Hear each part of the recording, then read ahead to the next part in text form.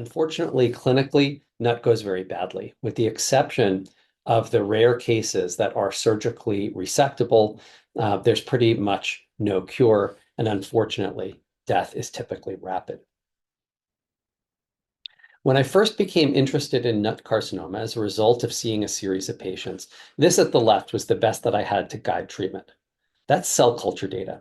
When you put bacteria in a petri dish and test which antibiotics works, that's actually pretty good for testing what's going to happen in a real person. Unfortunately, the same is not true with cancer, despite how intuitive that is. And so this is a very low level of data. Fast forward to the year 2024. What's the best we have? It's actually not that much better. What you're looking at are data from the NUT Cancer Registry. And what they looked at was the type of chemo that patients got.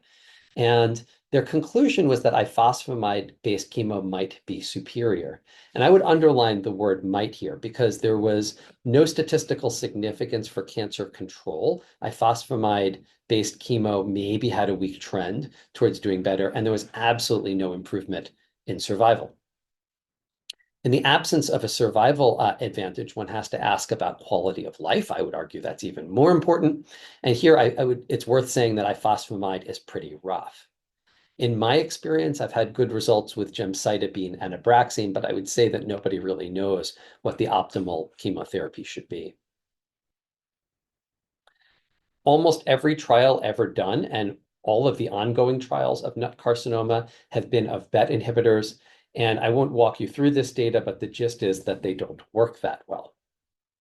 Unfortunately, that remains true of the existing trials, although I'd say they're a little more savvy in starting to do combinations, combination with chemo, combination with agents that keep the cancer cells out of the cell cycle, and in my opinion, most excitingly with P300 inhibition.